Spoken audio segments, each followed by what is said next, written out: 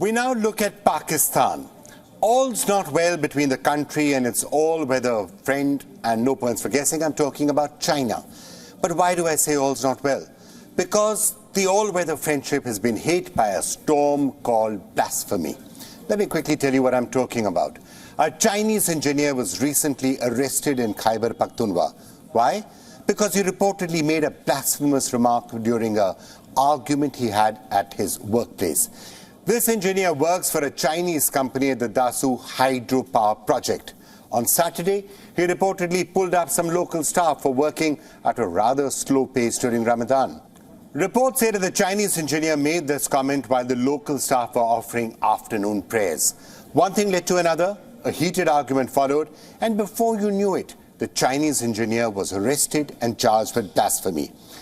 Now, I don't know if you know this, but blasphemy is a serious crime in Pakistan, a really serious crime. It can lead an accused to the gallows and frequently does. Now, will Pakistan award a Chinese engineer a death penalty? Hard to say. What we can tell you, though, is that Pakistan has moved temporarily to close businesses that are run by Chinese nationals or frequented by Chinese nationals. Why? Because Pakistan is reportedly trying to prevent terrorist attacks. You see, over the last few years, Chinese businesses in Pakistan have been repeatedly targeted by terrorists, especially projects linked to the CPEC or the China-Pakistan Economic Corridor. Now, it's an open secret that a growing number of Pakistanis are becoming suspicious of Chinese projects in Pakistan. This is especially true for those living in Balochistan. They feel that CPEC is China's way of making inroads into the mineral-rich region with the purpose of encroaching land. So on the one hand, you have growing suspicion. On the other hand, you have a Chinese national being accused of blasphemy, a charge that is often slapped on people without evidence, but often has very serious ramifications. So are the two interrelated? And even if not, are fingers pointing at trouble in paradise and in the all-weather friendship between China and Pakistan? Well, let's try to find out now. And for more on this entire situation, we're being joined by Ahmed Shaheen, who's chief editor of Voice News and keeping a close eye on the situation there in Pakistan. Ahmed, thanks so much for joining us. What is the latest that you can tell us on this Chinese engineer, Mr. Tian? Is this a situation that is settling down, or could it continue to spiral out of control? It's not going to settle down as easy as one would hope to expect, because there are many things in Pakistan that are sacred, but nothing as sacred as religion itself. It's so sacred that trial courts, for their own safety, they hand out guilty verdicts for blasphemy accused, and it is only much later, tens of years later, that the higher courts give some kind of relief if the matter becomes an international issue. Now, the practical realities are that there are other things that are sacred in Pakistan too. And maybe lucky for Mr. Tian, China is also a little bit sacred. It's happened before in Pakistan when foreign workers in Pakistan were killed because of work dispute. What foreigners working in Pakistan at managerial positions don't understand is that during the month of Ramadan, the productivity level in Pakistan is really low. And people go for Taraweeh, they're fasting. And if you force them, if you tell them to abide by the company policies about work, then these personal or office-related issues can become an issue of religion, which is what happened here. And it will spiral out of control, perhaps not as much as the Sri Lankan man who was killed not too long ago. But the state has to defend itself and defend Mr. Tian at the same time. So we just try and understand the situation further. One thing is clear-cut. The Pakistani government would not want there to be infuriating China in any way or annoying China, especially given the economic situation.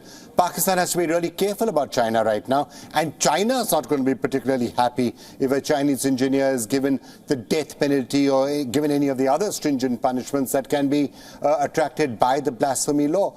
So the Pakistani government is going to have to try and figure out what can be done. How do you get him out of the situation without running foul of the very angry crowds that are out there? So we have to understand that the Pakistani government is the civilian side, which is just a facade, and then there's the military side. side that takes care of internal issues and foreign policy. And the military is more involved than the trade with China, than any other entity in Pakistan. So the military asserts its foreign policy and internal policy when it comes to China. The issue is not that this Chinese person, Mr. Tian, might be hanged. That is never going to be an issue, because it's going to be unexpected for a Chinese national to be hanged during the time when the military is doing so much business with China. The problems that Pakistani government can face is dealing with the protests, dealing with the extremist forces that are going to demand either a street lynching of the individual or demand an early death sentence from the lower trial courts, and then put pressure on the higher courts. The higher courts are never going to hang Mr. Tian. The problem with Pakistani government is that these cases take a lot of time, something that the Pakistani regime cannot have looming on their head, an issue with China at a time when there's economic issues in Pakistan going on. Pakistan is not being able to hold its elections, provincial elections, subsequently general elections. So at this time, even the IMF praised how China came to help Pakistan during these tumultuous times.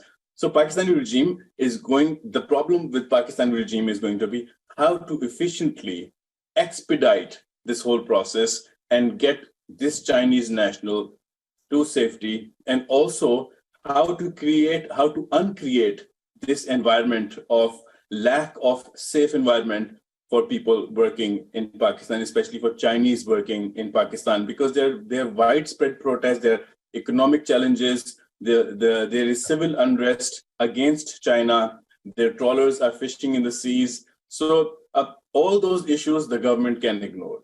Basic human rights of the people, perhaps they can be ignored for the so-called greater good. However, Pakistani government cannot mess around with China, because messing around with China would mean messing around with the military establishment. I'm already trying to understand the next steps and what could possibly play out here. I'm already seeing some people, some analysts and others saying, oh, it's possible. Maybe he didn't actually say all of this. No one actually heard him making these remarks. Perhaps it's only the interpreter saying this, and the interpreter is not going to be traceable.